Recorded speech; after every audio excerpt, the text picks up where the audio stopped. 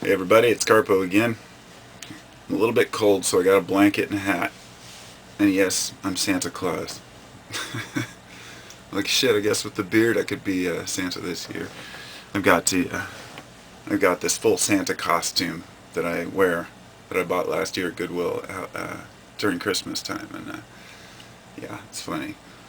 Can't wait to wear it. It's gonna be funny. I actually was just looking at this ballast right here. This is a digital greenhouse ballast for a 600 watt high pressure sodium lamp. Um, Somebody had just given me a whole bunch of grow equipment that isn't growing anymore, and so I have a lot of electricity flowing around, and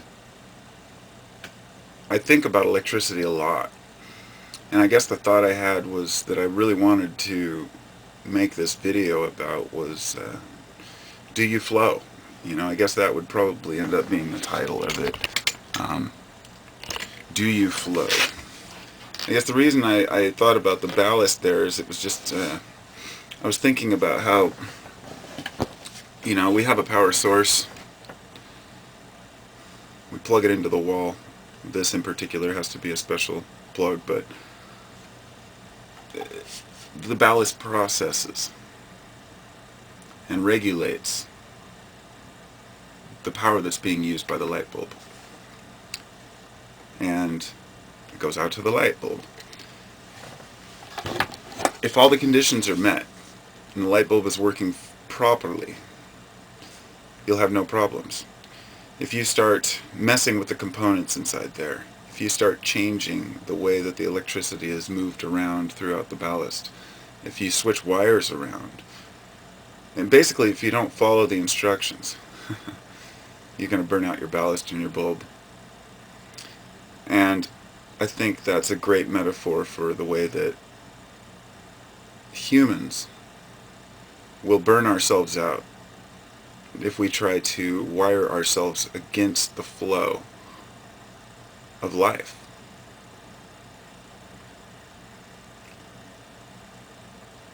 When we try to resist the things that we know are right, when we try to resist the things we know we need to do. And I know that when you're young, it's easier to obscure these deeper intuitions about ourselves. It's easier to escape the responsibility because up until the time when you're about 25 or 30, everything just flows anyway. We resist, sometimes we ride, but we don't really grasp the implications of what it means to live a year of life. At least I didn't. Perhaps there are lots of the younger generation out there and teenagers who really understand the significance, but I don't think it's something that's going to change with society getting older. I don't think that, in other words, I don't think that the youth of tomorrow is going to be able to grasp life any better than the youth of yesterday when they're young. They have to build their ballast in order to turn on that bulb. So don't think of the bulb as being just thought or brain power or thinking or even values, but think of the bulb as enlightenment. So we start out with nothing but a cord, and we're plugged in, and we regulate and we wire our ballast, which is our body. And eventually, if we get the wiring right, the bulb will turn on. Once that bulb's on, it's very difficult to extinguish. Enlightenment is not something that you reach. Enlightenment is a state of mind. And I've always been reluctant to speak about enlightenment because who am I to say that I'm enlightened at all? All I have to go by is my own subjective view of the world. So what I have to do is research history, look back through the ages, look at the sages, the saints, the wise men, and ask myself, what do they all have in common? What was their contentment? What created this comfort zone, this understanding? And how do I get it? And one may say, well, they fooled themselves. Maybe so. It's really irrelevant whether what we believe, I think, is true, as opposed to whether or not we're living properly. In other words, there's nothing wrong with a person being a Christian any more than there's a problem with a person being an atheist. As long as people on both sides can share opinions without ridicule, and which doesn't seem to be possible, at least not now. And as long as their values don't harm anyone, as long as their beliefs don't harm anyone, I feel very strongly about this. I've heard people say that humans tend to live in kind of a delusion, that many of us create a deeper meaning for life than it really is. Let's say the materialists that think that we are born and we die, that everything's by chance, evolution is random. And they'll tell someone who perhaps believes in something deeper they'll say, well, you're just creating an illusion for yourself to make you feel content in life, to make you feel happy. There's absolutely nothing wrong with that. From what I've observed, it seems like the people who do hold the beliefs tend to be more comfortable in the conversation and say, well, you're entitled to your beliefs and I have mine. But the person who is the materialist fights his opinion the strongest. I've heard some very harsh comments coming from people who want to put everybody down who believes in anything they can't prove. I've moved so far beyond this. There are certain things in life that can only be experienced, that can only be known, and cannot be conveyed through words. I've learned a lot of these ways of being, and sometimes I step back and say, hey, what am I doing wrong in life? No, what am I doing right in life? Because we can dwell on the mistakes we make, or we can acknowledge the things that we're doing properly. And if you acknowledge only the things you're doing properly, you become egotistical. If you acknowledge only the things that you need to work on, then you lose your self-esteem. Just saying I'm doing the best I can isn't always the answer either, because sometimes we're not doing the best we can. We have to be honest with ourselves. I don't think humans are doing the best we can at all with the energy that's being given to us. So we wire these ballasts, we turn on our lights, and then we want to help other people wire their ballast. We want to help other people to reach that state, because we know that if a person can get past the shortcomings of being human, or what we view as a shortcoming rather, if we can stop looking down on ourselves because of doing things that society tells us isn't right, a person should be bringing home the bacon, making money, doing this, doing that, whatever society tells us we're supposed to be doing. In our hearts we know when we're doing it right and wrong. And we learn to hone that skill. We learn to take note when something's right. And the more we do that, the more signs come to us that we're on the right path. Such as the White Rabbit incident the other day. And many others relating to numbers and symbols. And so we have to immerse ourselves in this reality. Not pretending that we understand it, but not ignoring the details. We learn a lot from each other, and I think that most of the things that I've learned in life that have made me the happiest, I've learned by observing and listening to my elders.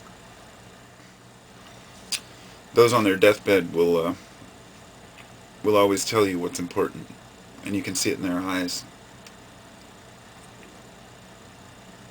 Love your family, enjoy your life, serve your fellow man, and all these basic concepts of life.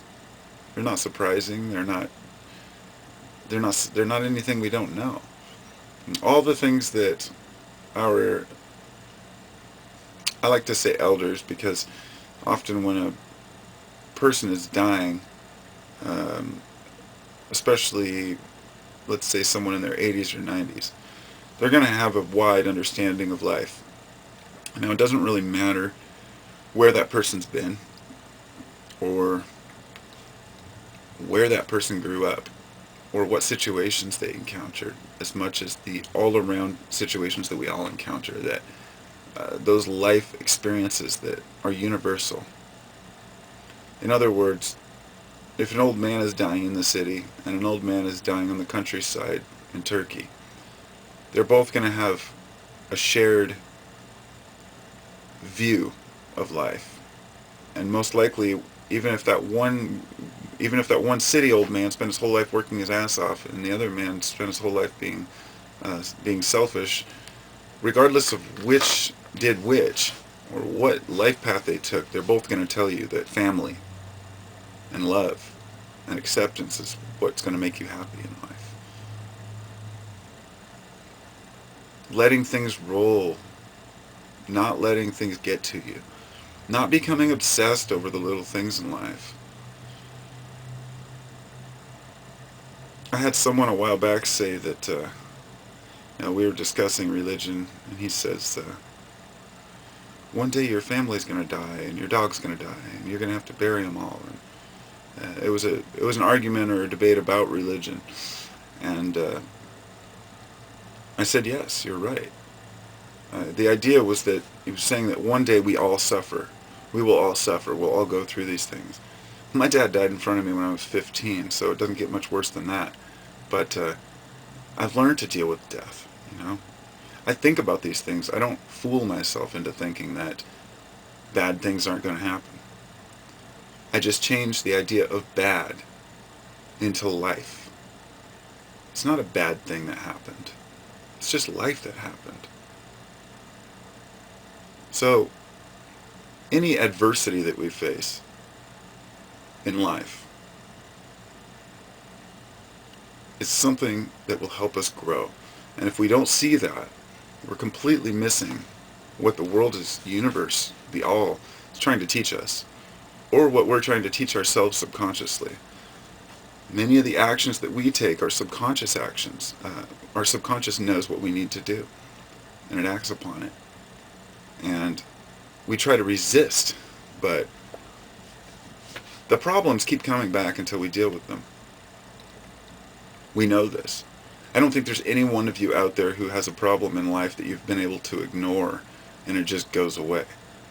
Even if the problem seems to, be reduced, there's still something in the back of your mind that says, I have to deal with this. So, let's not fool ourselves. Let's be honest here. Everything is a learning experience. By ignoring it, all we're going to do is make it worse. So, yeah, my family will die. Yeah, my dog will die. Yeah, I will die. But that doesn't have to mean suffering. It does not have to mean sadness. And I think it does for a lot of people, or at least they associate death with sadness subconsciously. So, they spend so many years trying to build up things, stuff, or to fill their time with distractions. And I don't mean to point the finger because I think we all do it. I'm not immune to these things. These are things that I've been working on, but I'm slowly getting past what I used to think was important and seeing a lot of my elders still following what they think is important, when I know in my heart it's not. I feel a lot of empathy for those who think that life, let's say, is about work, but nothing else. The man who works 12 hours a day at the office and barely has time to see his children, And in his mind, it's all about providing. It's all about the money. But the children can grow up rich. It doesn't make a difference to their value system. It's all about what you teach them. I guess I'll finish this on a note that kind of expresses how I feel about people giving up. I was on this thread a while back, and it was actually a video. It was The World I Know by Collective Soul. The story in the video is about a guy who's a businessman who realizes the world around him, finally.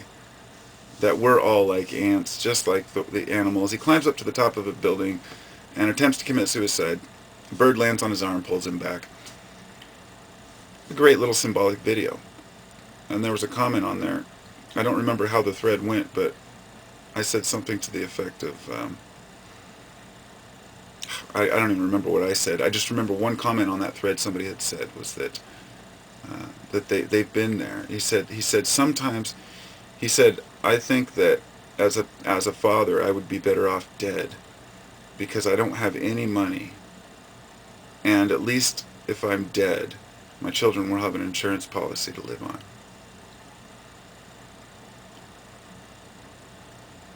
That's the epitome of a fucked up value system. You're saying that you would be better off removing yourself as a father from your children's life so they can have money for a little while. I feel really sorry for this person, whoever it was, for thinking this way, because it shows that we've put more value on money than our own parenting skills. Maybe the kids are better off with money. I mean, some parents aren't very good at parenting, but I don't think, no matter how bad a parent is, I think a kid's always better off with a parent than money. But in our society, we make it seem as if we have to leave a bunch of money for our kids. In other words, we're trying to buy them out of the system, and it doesn't work. We're all in this. Best thing you can do for your kids is leave them with nothing and let them figure it out on their own. Kids are tough. Humans are tough. No parent should feel like he has to leave his kids money. You want to leave your kids values. And if you don't build values in your kids, then about the only thing you will be able to leave is money. Raising kids is one of the most challenging parts of growth, because if you're trying to grow on your own and you're trying to raise children too, then your children are kind of learning as you learn.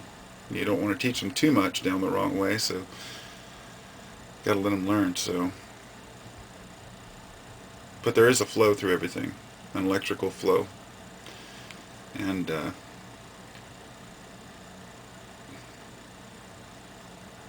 don't really know what else to say. We all got to figure out what's important in our lives. I just love to see more people find values and philosophy to be more important than money and status. Anyway, have a great day, everybody.